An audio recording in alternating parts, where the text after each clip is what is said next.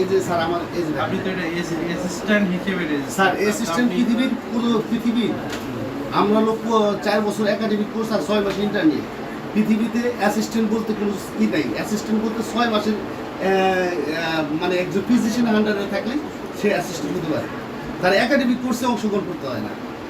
ঠিক আছে, পৃথিবীর 157টা দেশে আমরা ফিজিশিয়ান লিখতে পারি, ডাক্তার লিখতে। ঠিক আছে, এটা সংসদে টিকেটাগিরি হিসাবে আমরা দিয়ে দিব। আপনি তাহলে সংশোধনী আসার পর ডক্টর লিখেন। এটা তো আমরা মামলা চলতেছে স্যার।